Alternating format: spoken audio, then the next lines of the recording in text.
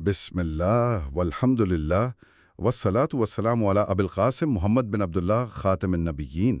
آج کی اس تفصیلی گفتگو کے لیے ہمارے پاس حوالوں کا ایک بہت ہی دلچسپ ڈھیر موجود ہے۔ ہاں بالکل، اس میں کچھ جدید نفسیاتی ریسرچ پیپرز شامل ہیں اور کلاسک اسلامی تاریخ کے حوالے بھی ہیں۔ جی ہاں، اور ساتھ ہی فقہ کی کتابیں اور امام راغب اصفہانی جیسے عظیم اسکالرز کے نوٹس بھی ہیں۔ تو ان سب ذرائع کو سمیٹ کر ہم ایک ایسے موضوع کی گہرائی میں اتریں گے جس کا سامنا ہم سب نے کبھی نہ کبھی کیا ہے، یعنی راز چھپانے کی نفسیات۔ بالکل۔ مطلب ایک بڑا معمہ ہے کہ انسان کے لیے کوئی راز چھپانا اتنا مشکل کیوں ہوتا ہے۔ جیسے ہی ہم کوئی ایسی بات سنتے ہیں جسے سختی سے پوشیدہ رکھنا ہو تو دل میں اچانک ایک عجیب سی بے چینی کیوں شروع ہو جاتی ہے۔ ایسا لگتا ہے کوئی طوفان ہے جو اندر سے باہر آنا چاہتا ہے۔ ہاں، ایسا محسوس ہوتا ہے کہ وہ بات اندر سے زور لگا رہی ہے۔ یہ ایک بڑا ہی پراسرار نفسیاتی معاملہ ہے۔ یہ واقعی ایک زبردست اور حیران کن انسانی رویہ ہے۔ اگر ہم آج کے ذرائع میں سے امام راغب اصفہانی کی تحریروں کو دیکھیں تو انہوں نے اس کی بڑی خوبصورت اور سائنسی انداز میں تشریح کی ہے۔ اچھا، انہوں نے کیا کہا ہے اس بارے میں؟ وہ بتاتی ہیں کہ انسان کے اندر بنیادی طور پر دو قوتیں ہر وقت کام کر رہی ہوتی ہیں، ایک آخذہ یعنی لینے یا وصول کرنے والی قوت، اور دوسری معطیہ یعنی دینے یا آگے منتقل کرنے والی قوت۔ مطلب ایک قوت معلومات کو اندر کھینچتی ہے اور دوسری اسے باہر دھکیلتی ہے؟ بالکل ایسا ہی ہے۔ جب کوئی راز انسان کے پاس آتا ہے تو اس کی آخذہ قوت اسے فوراً وصول کر لیتی ہے، لیکن اس کے فوراً بعد ہماری معطیہ قوت متحرک ہو جاتی ہے، جو فطری طور پر چیزوں کو بانٹنے کے لیے بے چین رہتی ہے۔ جی ہاں، وہ اندر سے دباؤ ڈالتی ہے کہ اس معلومات کو کسی اور تک منتقل کیا جائے۔ یہ دراصل انسانی فطرت کا ایک کچا پن ہے، جہاں انسان اپنا ہی بوجھ نہیں سنبھال پاتا۔ وہ اتنا بے چین ہو جاتا ہے کہ اپنے ذہن کا بوجھ ہلکا کرنے کے لیے بس راز افشا کرنے کی بے صبری کا شکار ہو جاتا ہے۔ بالکل۔ استغفر اللہ۔ مطلب یہ انسانی کمزوری کتنی عجیب ہے نا، کہ ہم اپنے ہی ارادوں اور اپنی ہی قوتوں کے سامنے اس قدر بے بس ہو جاتے ہیں کہ ایک بات کو دل میں سنبھالنا محال ہو جاتا ہے۔ واقعی یہ ایک بڑی کمزوری ہے۔ تو آج کے اس گہرے مطالعے کا مقصد یہی ہے کہ ہم ان تمام حوالوں کا جائزہ لیں جو بتاتے ہیں کہ دراصل راز کی حقیقت کیا ہے، اسے چھپانا کیوں ضروری ہے، اور پھر وہ کون سے مواقع ہیں جہاں راز چھپانا کوئی خوبی نہیں بلکہ در حقیقت ایک جرم بن جاتا ہے۔ اس گہرے مطالعے کو آگے بڑھانے کے لیے ہمیں سب سے پہلے لغت اور اصطلاحات کی جڑوں تک جانا ہوگا۔ فقہ اور لغت کی کتابوں میں کتمان کا مطلب صرف خاموش بیٹھنا نہیں بتایا گیا۔ تو پھر اس کا اصل مطلب کیا ہے؟ اس کا مطلب ہے اپنے نفس کو ان جذبات اور محرکات سے سختی سے روکنا جو کسی بات کو ظاہر کرنے پر اکساتے ہیں، یعنی یہ ایک انتہائی مشکل سیلف کنٹرول کی مشق ہے۔ مطلب خود سے جنگ لڑنے والی بات ہے۔ یہ کئی الفاظ ہیں جن میں بہت باریک فرق ہے، جیسے ایک لفظ ہے الاختفاء۔ کیا الاختفاء کا مطلب عام چیزوں کو چھپانا ہوتا ہے؟ جی، الاختفاء ایک عام پوشیدگی ہے، جیسے کسی مادی چیز یا کسی دستاویز کو نظروں سے چھپا دینا۔ ایک اور لفظ ہے النجوہ، جس کا مطلب شاید سرگوشی کرنا ہوتا ہے۔ بالکل، یعنی وہ بات جو کسی محفل میں کسی کے کان میں خاص انداز میں بتائی جائے تاکہ کوئی تیسرا نہ سنے۔ لیکن ان سب میں سب سے اہم لفظ ہے السر، یعنی راز۔ ہاں، السر کا تعلق براہ راست انسان کے دل، اس کی نیت اور اس کے باطن سے ہے۔ یہ وہ راز ہے جو سینے کی گہرائی میں چھپایا جائے۔ ان حوالوں کو پڑھتے ہوئے میرے ذہن میں ایک مثال آ رہی تھی جو شاید اس تصور کو مزید کلیئر کر دے۔ فرض کریں کہ ایک راز بالکل ایک قیدی کی طرح ہے۔ ارے واہ، بڑی زبردست تمثیل ہے۔ ہاں، مطلب جب تک کوئی راز کسی انسان کے دل میں مقید ہے، وہ اس انسان کا قیدی ہے، اس پر اس کا مکمل کنٹرول ہوتا ہے۔ لیکن جیسے ہی وہ لب کھلتے ہیں اور وہ راز کسی دوسرے شخص کے کان تک پہنچ جاتا ہے تو حالات 100% الٹ جاتے ہیں۔ یعنی اب وہ راز قیدی نہیں رہا۔ بالکل، اب وہ راز قیدی نہیں رہا بلکہ وہ انسان اس راز کا قیدی بن جاتا ہے، کیونکہ اب یہ خوف مسلط ہو جاتا ہے کہ پتہ نہیں وہ دوسرا شخص اس بات کو کب، کہاں اور کس کے سامنے اگل دے۔ یہ بہت ہی شاندار اور حقیقت سے قریب تر تمثیل ہے، اور دراصل یہ حضرت علی رضی اللہ عنہ کے اس مشہور قول سے ماخوذ ہے جس میں وہ فرماتے ہیں کہ تمہارا راز تمہارا قیدی ہے، لیکن اگر تم نے اسے بول دیا تو تم اس کے قیدی بن گئے۔ واقعی انسان کا نفسیاتی خوف تبھی شروع ہوتا ہے جب وہ اپنے قیدی کو آزاد کر دیتا ہے۔ بالکل، اور اسی پہلو پر علامہ ابن الجوزی نے بڑی حیرت کا اظہار کیا ہے۔ وہ فرماتے ہیں کہ مجھے انسانوں پر سخت حیرت ہوتی ہے جو اپنا راز خود نہیں سنبھال پاتے، خود ان کا اپنا سینہ اس بات کو سمیٹنے سے انکار کر دیتا ہے۔ ہاں ہاں، اور پھر کیا ہوتا ہے؟ اور پھر جب وہ اسے کسی دوسرے کو بتا دیتے ہیں اور وہ دوسرا شخص اسے آگے پھیلا دیتا ہے تو یہ اسے ملامت کرنے لگتے ہیں۔ یہ تو واقعی ایک لاجیکل تضاد ہے۔ مطلب جو بوجھ ایک انسان خود نہیں اٹھا سکا، وہ یہ توقع کیسے کر سکتا ہے کہ کوئی دوسرا شخص اس کے لیے وہ بوجھ اٹھا لے گا؟ یہی تو نکتہ ہے، اور اسی بات کو عمرو بن الاس نے ایک بہت ہی شاندار قول میں سمیٹا ہے۔ ان کا کہنا ہے کہ جب میرا اپنا سینہ خود اس راز کے بوجھ سے تنگ پڑ گیا تھا تو میں کسی دوسرے کو اس کے افشا کرنے پر کیوں ملامت کروں؟ تو اس کا مطلب ہے کہ ہم اپنی ناکامی کا غصہ دوسروں پر نکال رہے ہوتے ہیں۔ استغفر اللہ، یہ کتنی بڑی ستم ظریفی ہے۔ دل کی اس تنگی اور راز نہ سنبھال پانے پر جو ندامت ہوتی ہے نا، اس پر تو ہم اپنی غلطی کی شروعات اپنے اندر سے کرتے ہیں اور الزام دوسروں کو دیتے ہیں۔ بالکل ایسا ہی ہے۔ اچھا، اب اگر ہم نفسیات سے ذرا آگے بڑھیں تو ان ذرائع میں قرآن مجید کے حوالے بھی بہت تفصیل سے آئے ہیں، خاص طور پر جب ہم راز چھپانے کی اہمیت کو دیکھتے ہیں۔ جی، قرآن میں اس کی بہت گہری مثالیں موجود ہیں۔ میں نے ان نوٹس میں سورہ یوسف کے اس واقعے کا ذکر پڑھا ہے جہاں حضرت یعقوب علیہ السلام نے اپنے بیٹے کو اپنا خواب چھپانے کا حکم دیا تھا۔ اس کے پیچھے کیا محرک تھا؟ وہ ایک بہت ہی بنیادی اور طاقتور انسانی جذبے کی طرف اشارہ تھا، اور وہ ہے حسد۔ حضرت یعقوب علیہ السلام نے حضرت یوسف علیہ السلام کو واضح طور پر کہا تھا کہ اپنا یہ خواب اپنے بھائیوں کو مت بتانا، ورنہ وہ تمہارے خلاف سازش کریں گے۔ یعنی یہاں راز چھپانے کا بنیادی مقصد انسانوں کے اندر موجود حسد کی آگ سے بچنا تھا؟ جی بالکل، اور یہ تصور صرف اس ایک واقعے تک محدود نہیں ہے، بلکہ احادیث میں بھی اس کی بہت واضح رہنمائی ملتی ہے۔ نبی کریم صلی اللہ علیہ وسلم کا ایک مشہور فرمان ہے کہ اپنی حاجتوں کو پورا کرنے کے لیے انہیں پوشیدہ رکھنے سے مدد لو، کیونکہ ہر نعمت والے سے حسد کیا جاتا ہے۔ اس حدیث کی نفسیاتی گہرائی کیا ہے؟ یعنی جب کوئی نعمت ملنے والی ہو تو لوگ حسد کیوں کرتے ہیں؟ اس کی وجہ یہ ہے کہ جب بھی کوئی نیا کام شروع ہوتا ہے یا کسی کو کوئی کامیابی ملنے والی ہوتی ہے تو معاشرے میں موجود لوگوں کے ذہنوں میں لاشعوری طور پر ایک موازنہ شروع ہو جاتا ہے۔ ہاں، ظاہر ہے کچھ لوگ یقیناً خوش بھی ہوتے ہوں گے۔ بالکل خوش ہوتے ہیں، لیکن ایک بڑی تعداد احساس کمتری یا حسد کا شکار ہو سکتی ہے۔ اس لیے کسی بھی مقصد کے حصول تک خاموشی اختیار کرنا دراصل اپنے اس کام کو ان منفی جذبوں اور بیرونی رکاوٹوں سے محفوظ رکھنے کی ایک ڈھال ہے۔ یہاں مجھے تھوڑی سی الجھن ہو رہی ہے۔ کیسی الجھن؟ اگر ہم اس اصول کو بالکل منوعن اپنی زندگیوں پر لاگو کر لیں تو کیا اس کا مطلب یہ نہیں نکلے گا کہ ہم ہر وقت شکوک و شبہات کا شکار رہیں؟ کیا یہ سوچ لینا چاہیے کہ ہر شخص حاسد ہے اور کسی پر بھی بھروسہ نہیں کیا جا سکتا؟ یہ واقعی ایک اہم زاویہ ہے۔ مطلب یہ تو معاشرے میں عجیب سی پیرانویا یا بدگمانی کی فضا پیدا کر دے گا نا؟ یہ بہت اہم سوال ہے، اور اس حد فاصل کو سمجھنا ضروری ہے۔ اسلام ہرگز اندھے شکوک یا بدگمانی میں پڑنے کی تعلیم نہیں دیتا۔ یہ پیرانویا نہیں ہے، بلکہ یہ حکمت عملی یعنی اسٹریٹجک احتیاط کا معاملہ ہے۔ اچھا، اسٹریٹجک احتیاط سے کیا مراد ہے؟ اس کا مطلب یہ ہے کہ انسان کو اندھا دھند ہر بات ہر کسی کے سامنے نہیں رکھنی چاہیے۔ اس احتیاط کی سب سے بہترین مثال قرآن مجید کی سورہ غافر میں آل فرعون کے اس مومن شخص کی ملتی ہے۔ جی ہاں، وہ شخص جو فرعون کے دربار کا حصہ تھا، اس کے راز چھپانے کی کیا نوعیت تھی؟ اس مومن شخص نے برسوں تک اپنا ایمان چھپائے رکھا تھا۔ اس کا ایمان لانا کوئی ایسا راز نہیں تھا جس کو چھپانے کا مقصد لوگوں کو دھوکہ دینا ہو یا کوئی بدنیتی ہو۔ تو پھر کیا وجہ تھی؟ بلکہ یہ ایک اعلیٰ درجے کی حکمت عملی تھی تاکہ وہ دربار کے اندر رہ کر صحیح وقت پر حق کی بات مؤثر انداز میں کہہ سکے، اور جب وقت آیا، جب حضرت موسیٰ علیہ السلام کی جان کو شدید خطرہ لاحق ہوا، تو اسی مومن نے اپنا راز عیان کیا اور بڑی بہادری سے ان کا دفاع کیا۔ تو یہ ہے کتمان راز کا مثبت اور تعمیری استعمال۔ یہ سب سن کر احساس ہوتا ہے کہ ایک طرف تو یہ بڑی حکمت ہے، لیکن دوسری طرف یہ تلخ حقیقت بھی ہے کہ انسانوں کے درمیان حسد اور سازشیں اس حد تک جا سکتی ہیں کہ ایک سچے انسان کو اپنی جان اور مقصد بچانے کے لیے خاموشی کا سہارا لینا پڑے۔ جی بالکل، یہ ایک تلخ سچائی ہے۔ یہ صورتحال دیکھ کر تو استغفر اللہ پڑھنے کے سوا کوئی چارہ نہیں رہتا کہ انسان حسد میں کس حد تک گر سکتا ہے۔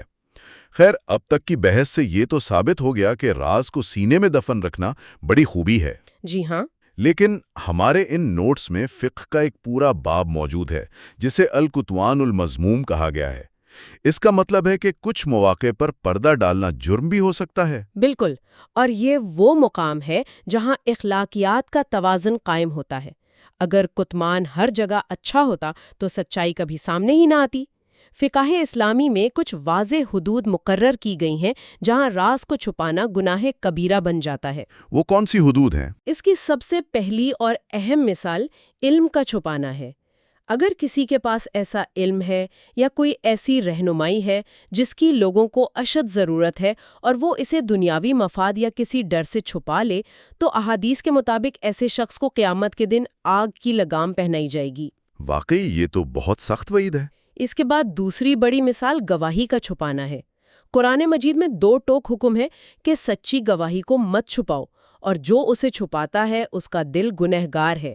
اگر میں اس کو آج کے روزمرہ کے مسائل سے جوڑوں تو ایک اور استثناء بہت متعلقہ معلوم ہوتا ہے، جیسے خرید و فروخت میں کسی عیب کا چھپانا۔ ہاں، یہ تو آج کل بہت عام ہے۔ آج کل تو یہ بہت عام ہے نا۔ فرض کریں کوئی شخص ایک خراب گاڑی بیچ رہا ہے جس کے انجن میں بڑا نقص ہے، یا کسی پراپرٹی کی فائلوں میں مسئلہ ہے، اور وہ اسے خریدار سے چھپا لیتا ہے۔ اسے لگتا ہے کہ اس نے راز چھپا کر بڑی کامیابی حاصل کر لی۔ اور یہی وہ دھوکہ ہے جس سے سختی سے منع کیا گیا ہے۔ حدیث میں واضح الفاظ ہیں کہ اگر بیچنے اور خریدنے والے سچ بولیں اور عیب ظاہر کر دیں تو ان کے سودے میں برکت ڈال دی جاتی ہے۔ اور اگر عیب چھپائیں تو؟ اگر وہ عیب چھپائیں اور جھوٹ کا سہارا لیں تو ان کے سودے کی برکت مٹا دی جاتی ہے۔ کتمان مذموم کی چوتھی اور سب سے سنگین قسم محفلوں کے حوالے سے ہے۔ وہ کیسے؟ ہم تو عام طور پر سنتے ہیں کہ مجالس کی باتیں امانت ہوتی ہیں۔ جی، وہ ایک عام اصول ہے، لیکن اگر کسی بند کمرے کی میٹنگ میں کسی انسان کا ناحق خون بہانے، کسی قسم کی حرام کاری یا کسی کا مال ناحق طریقے سے چھیننے کی منصوبہ بندی ہو رہی ہو، تو ایسی محفل کا راز چھپانا ہرگز جائز نہیں ہے۔ یعنی اگر کوئی ظلم کا منصوبہ بن رہا ہو تو خاموش رہنا اس ظلم میں شریک ہونے کے برابر ہے۔ 100%۔ ایسی صورت میں اس سازش کو بے نقاب کرنا تاکہ ظلم کو روکا جا سکے، یہ امانت میں خیانت نہیں بلکہ عین فریضہ ہے۔ سچی گواہی نہ دینا، حق بات کو دبا لینا اور ظلم کی منصوبہ بندی کو دیکھ کر آنکھیں بند کر لینا، استغفر اللہ، حق کو یوں چھپانے والوں کے انجام کا تصور ہی انسان کو لرزا دیتا ہے۔ یہ توازن بہت ضروری ہے۔ واقعی یہ توازن ہی دین کا حسن ہے۔ اچھا، اب ذرا ذات اور خاندان کی طرف آتے ہیں۔ ہمارے ذاتی معاملات اور خاندانی زندگی میں رازداری کا کیا مقام ہے؟ کیا انسان کو اپنے ہر عمل کا حساب دنیا کے سامنے پیش کرنا چاہیے؟ ذاتی سطح پر رازداری کا حکم انتہائی سخت ہے۔ انسان کو اپنی کچھ خاص عبادتوں کو راز رکھنا چاہیے، جیسے تنہائی کا صدقہ یا رات کی عبادتیں، تاکہ ان میں ریاکاری یا دکھاوا نہ آ جائے۔ صحیح۔ لیکن اس سے بھی بڑھ کر انسان پر اپنے گناہوں اور خامیوں کو چھپانا لازم ہے۔ اپنے گناہوں کو چھپانا؟ کیا اس کا مطلب یہ ہے کہ انسان منافقت کرے؟ نہیں، اس کا مقصد معاشرے میں بے حیائی یا گناہ کو عام ہونے سے روکنا ہے۔ احادیث میں بڑی صراحت سے آیا ہے کہ اگر کسی شخص سے تنہائی میں کوئی گناہ سرزد ہو گیا اور اللہ نے اس پر پردہ ڈال دیا تو اس انسان کے لیے یہ ہرگز جائز نہیں کہ وہ صبح اٹھ کر خود لوگوں کے سامنے اپنے گناہوں کی داستانیں سناتا پھرے۔ اسے چاہیے کہ وہ توبہ کرے اور اس راز کو اپنے اور اپنے رب کے درمیانی رکھے۔ بالکل۔ اس کے علاوہ خاندانی رازوں، خاص طور پر میاں بیوی کے درمیان کے نجی رازوں کی اہمیت پر بے حد زور دیا گیا ہے۔ اس حوالے سے کیا احکامات ہیں؟ وہ شخص جو میاں بیوی کے رازوں کو محفلوں میں بیٹھ کر دوستوں کے سامنے افشا کرے، حدیث کے مطابق وہ قیامت کے دن اللہ کے نزدیک بدترین لوگوں میں سے ہوگا۔ خاندانی رازوں کو یوں محفلوں میں اچھالنے اور رشتوں کے پردے چاک کرنے والوں کا جو انجام بتایا گیا ہے، اسے سن کر تو استغفر اللہ کہنے کے سوا کیا کہا جا سکتا ہے؟ بالکل۔ انسان اپنی زبان کی روانی میں یہ بھی نہیں سوچتا کہ وہ کس قدر سنگین گناہ کا مرتکب ہو رہا ہے۔ خیر، اب اگر ہم ان خاندانی اور ذاتی رازوں سے ذرا وسیع تر کینوس پر جائیں تو ہمارے نوٹس میں ایک اور پہلو بہت تفصیل سے موجود ہے، اور وہ ہے عسکری اور ریاستی سطح پر رازداری، جسے ماڈرن ملٹری کی زبان میں ہم آپریشنل سیکیورٹی یا اسٹیلتھ آپریشنز کہتے ہیں۔ جی، آج کل کے دور میں یہ بہت اہم موضوع ہے۔ ان تاریخی کتابوں کے مطابق تو یہ اصول صدیوں پہلے وضع کیے جا چکے تھے۔ بے شک، اگر ہم نبی کریم صلی اللہ علیہ وآلہ وسلم کی جنگی حکمت عملیوں کا بغور مطالعہ کریں تو کتمان راز یعنی سیکریسی ان کا ایک نہایت کلیدی جزو تھا۔ انہوں نے کس طرح اس پر عمل کیا؟ آپ صلی اللہ علیہ وآلہ وسلم کی عادت مبارکہ تھی کہ جب آپ کسی ایک سمت میں فوجی مہم کا ارادہ فرماتے تو ظاہری تیاریاں اس انداز میں کرتے جیسے ارادہ کسی اور سمت کا ہو۔ دشمن کی انٹیلیجنس کو مکمل طور پر الجھا دیا جاتا تھا۔ اس کی ایک بہت زبردست مثال دومت الجندل کی مہم ہے۔ ہاں، میں نے اس مہم کے بارے میں پڑھا تھا کہ بہت دور کا علاقہ تھا اور وہاں پہنچنا ایک بہت بڑا چیلنج تھا۔ اس میں رازداری کیسے قائم رکھی گئی؟ اس مہم کی کامیابی کا دار و مدار ہی اس بات پر تھا کہ دشمن کے سر پر اس وقت پہنچا جائے جب انہیں بالکل خبر نہ ہو۔ مسلم فوج کی حکمت عملی یہ تھی کہ وہ رات کے گہرے اندھیرے میں تیز رفتاری سے سفر کرتے اور دن میں کیا کرتے تھے؟ اور جیسے ہی دن کی روشنی پھیلنے لگتی وہ خود کو مکمل طور پر چھپا لیتے تھے۔ دن بھر کوئی نقل و حرکت نہیں ہوتی تھی۔ کمال کی حکمت عملی ہے۔ اس کمال کی خوشیدگی کا نتیجہ یہ نکلا کہ دشمن کے جاسوسوں کو کانوں کان خبر نہ ہوئی اور ایک بہت بڑا مارکا بغیر کسی بڑے خون خرابے کے صرف اس اچانک اور غیر متوقع پیش قدمی کی وجہ سے طے پا گیا۔ اور فتح مکہ کے موقع پر تو اس کتمان کی انتہا کر دی گئی۔ ان ذرائع میں اس کی تفصیلات پڑھ کر حیرت ہوتی ہے کہ 10,000 کا لشکر تیار ہو رہا ہے اور مدینہ کے اندر بھی قریب ترین لوگوں کو حتمی ہدف کا اندازہ نہیں تھا۔ بالکل، یہ تاریخ کا ایک بے مثال واقعہ ہے۔ لیکن یہاں ایک واقعہ کا ذکر بھی بار بار آتا ہے، حاطب بن ابی بلتہا کا واقعہ۔ یہ کیا معاملہ تھا؟ یہ دراصل اسٹریٹجک سیکریسی کے دوران پیش آنے والا ایک بہت ہی نازک انٹیلیجنس کا واقعہ تھا۔ حاطب بن ابی بلتہا ایک صحابی تھے۔ انہوں نے کسی غداری یا بدنیتی کے تحت نہیں بلکہ محض ایک جذباتی کمزوری کے تحت ایسا کیا۔ کیا تھا انہوں نے؟ ان کے مکہ میں موجود بے آسرا رشتہ داروں کی حفاظت کے خیال سے انہوں نے مکہ والوں کو ایک خط کے ذریعے اس بڑی تیاری کی خبر بھیجنے کی کوشش کی۔ وہ خط ایک عورت کو دیا گیا جو اسے چھپا کر لے جا رہی تھی۔ تو پھر کیا وہ خط پہنچ گیا؟ نہیں، ریاست کا انٹیلیجنس نظام اتنا چوکنا اور مضبوط تھا کہ وہ خط مکہ پہنچنے سے پہلے ہی راستے میں پکڑ لیا گیا۔ لیکن جب یہ اتنا بڑا سیکیورٹی بریچ تھا تو ان کے ساتھ کیا سلوک کیا گیا؟ انہیں معاف کیوں کیا گیا؟ یہی تو ایک عظیم لیڈر کی بصیرت کا ثبوت ہے۔ جب خط پکڑا گیا تو انہوں نے کوئی جھوٹ نہیں بولا بلکہ سچائی سے اپنی جذباتی کمزوری کا اعتراف کیا۔ نبی کریم صلی اللہ علیہ وآلہ وسلم نے ان کا یہ عذر قبول کیا کیونکہ وہ بدر کے مجاہدین میں سے تھے اور ان کی پچھلی خدمات بہت عظیم تھیں۔ اس دور میں لوگ رازوں کی حفاظت کو اپنی جان سے زیادہ عزیز رکھتے تھے۔ بالکل صحیح کہا آپ نے۔ ان سب تاریخی حوالوں کو پڑھ کر ایک عام انسان کے ذہن میں یہ سوال ابھرتا ہے کہ صحابہ کے دور میں تو لوگ بہت پختہ تھے، لیکن آج کے دور میں ہم یہ فیصلہ کیسے کریں کہ اپنا راز کس کے سپرد کیا جائے، کس پر اعتبار کیا جائے؟ اس سوال کا جواب دینے سے پہلے صحابہ کرام کی اس پختگی کی دو بڑی حیرت انگیز مثالیں دیکھ لیں۔ حضرت ابوبکر صدیق رضی اللہ تعالیٰ عنہ کا وہ مشہور واقعہ جب حضرت عمر رضی اللہ تعالیٰ عنہ اپنی بیٹی حضرت حفصہ رضی اللہ تعالیٰ عنہ کے رشتے کے لیے پریشان تھے۔ جی، انہوں نے حضرت عثمان کے بعد حضرت ابوبکر کے سامنے رشتہ پیش کیا تھا۔ بالکل، تو حضرت ابوبکر نے کوئی جواب نہیں دیا، بس مکمل خاموش رہے۔ حضرت عمر کو اس خاموشی پر بہت دکھ ہوا، لیکن بعد میں جب حضرت حفصہ کا نکاح نبی کریم صلی اللہ علیہ وسلم سے ہو گیا تو حضرت ابوبکر نے وجہ بتائی۔ انہوں نے کیا کہا؟ انہوں نے کہا کہ مجھے علم تھا کہ نبی صلی اللہ علیہ وآلہ وسلم نے حفصہ کا ذکر کیا تھا اور میں رسول اللہ صلی اللہ علیہ وآلہ وسلم کا راز کسی قیمت پر افشا نہیں کر سکتا تھا۔ اسی طرح حضرت انس بن مالک کا واقعہ دیکھیں۔ ہاں، وہ تو ایک چھوٹے بچے تھے۔ جی، وہ ایک چھوٹے بچے تھے۔ رسول اللہ صلی اللہ علیہ وآلہ وسلم نے انہیں کسی کام سے بھیجا۔ واپسی پر والدہ نے پوچھا کہ کیا کام تھا۔ اس چھوٹے بچے نے کہا کہ وہ ایک راز ہے۔ ارے واہ، والدہ کے پوچھنے پر بھی نہیں بتایا؟ والدہ نے دوبارہ پوچھا تو حضرت انس نے کہا کہ خدا کی قسم اگر میں نے وہ راز کسی کو بتانا ہوتا تو سب سے پہلے آپ کو بتاتا، لیکن میں نے آج تک کسی کو نہیں بتایا۔ ایک چھوٹا بچہ بھی راز کی اتنی بڑی پاسداری کر رہا ہے۔ اب بتائیے کہ الماوردی نے ان خصوصیات کو کس طرح بیان کیا ہے؟ وہ کون سی صفات ہیں جو ایک امین راز میں ہونی چاہیے؟ الماوردی نے ایک امین راز کی 5 بنیادی صفات بیان کی ہیں۔ پہلی صفت یہ کہ وہ شخص عقل مند ہو۔ ہاں، ظاہر ہے بے وقوف شخص تو نادانی میں بات پھیلا دے گا نا۔ بالکل۔ دوسری صفت وہ دیندار ہو، کیونکہ دین ہی وہ اندرونی رکاوٹ ہے جو انسان کو خیانت سے باز رکھتی ہے۔ اور تیسری صفت وہ مخلص ہو۔ چوتھی یہ کہ وہ آپ سے محبت کرنے والا ہو، کیونکہ ہمدرد انسان کبھی آپ کا نقصان نہیں چاہے گا۔ اور 5ویں صفت بہت اہم ہے کہ وہ فطرتاً رازدار ہو۔ ایک منٹ، فطرتاً رازدار یعنی یہ کوئی پیدائشی خوبی بھی ہو سکتی ہے؟ کچھ لوگوں میں یہ خلقی طور پر ہوتا ہے؟ بالکل، کچھ لوگوں کی فطرت ہی ایسی ہوتی ہے کہ ان کے اندر باتیں ٹھہرتی نہیں ہیں، وہ بولے بغیر نہیں رہ سکتے، جبکہ کچھ لوگ فطرتاً خاموش طب اور باتوں کو اپنے اندر سمیٹنے والے ہوتے ہیں۔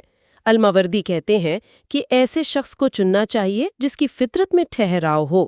ان شاندار مثالوں کو دیکھ کر اور اپنے آج کے رویوں پر نظر ڈال کر تو سخت ندامت ہوتی ہے اور دل سے استغفر اللہ نکلتا ہے کہ ہم نے صبر اور خاموشی کا دامن کتنی آسانی سے چھوڑ دیا ہے اور رازوں کو کتنی سستی چیز سمجھ لیا ہے۔ اور اس ساری تفصیلی بحث کا نچوڑ یہی ہے کہ راز کی حفاظت انسان کی ذہنی و جذباتی پختگی اور اس کی مروت کا ایک بہت بڑا امتحان ہے۔ جو انسان اپنے دل کو عقل کی لگام اور صبر کا تالا لگانا نہیں جانتا، وہ کبھی بڑے مقاصد حاصل نہیں کر سکتا۔ یعنی یہ محض کوئی عادت نہیں بلکہ کردار کی تعمیر کی بنیاد ہے۔ جی 100%۔ پوری گفتگو کو سمیٹتے ہوئے ہم نے دیکھا کہ راز کیا ہے، اس کی نفسیات کیا ہے، اسے چھپانا کب خوبی ہے اور کب جرم۔ اور اگر اس گفتگو کے دوران اس گہرے مطالعے میں ہماری زبان سے کوئی لغزش ہوئی ہو یا کوئی بات غلط نکل گئی ہو تو اس کے لیے بھی استغفر اللہ۔ بے شک اللہ معاف کرنے والا ہے۔ جاتے جاتے میں ان تمام حوالوں کی روشنی میں ایک نیا اور فکر انگیز زاویہ چھوڑ کر جانا چاہوں گا۔ علماء اکرام کہتے ہیں کہ انسانی دل دراصل رازوں کے برتن ہیں، یعنی ویا ہے۔ بہت خوبصورت بات ہے۔ آج کے اس ڈیجیٹل دور میں جہاں سوشل میڈیا پر ہر جذبے، ہر واقعے اور ہر خیال کو فوراً شیئر کر دینے یعنی اوور شیئرنگ کی لت پڑ چکی ہے، کیا انسان نے سوچا ہے کہ اس عادت نے ہمارے دلوں کے برتن کو کتنا چھوٹا کر دیا ہے؟ یہ ایک بہت گہرا سوال ہے۔ کیا ہمارے دل اب اس قابل ہی نہیں رہے کہ وہ کسی گہرے خیال، کسی بڑے راز یا کسی روحانی بوجھ کو سنبھال سکیں؟ کیا لمحاتی مقبولیت کے لیے ہر چیز کو فوراً دنیا کے سامنے رکھ دینے سے ہم نے اپنی وہ روحانی استعداد کھو دی ہے جو کبھی انسان کا ترہ امتیاز ہوا کرتی تھی؟ یہ ایک ایسا سوال ہے جس پر تنہائی میں بیٹھ کر ضرور غور کرنا چاہیے۔ ھذا ما عندی واللہ ورسولہ عالم بالصواب۔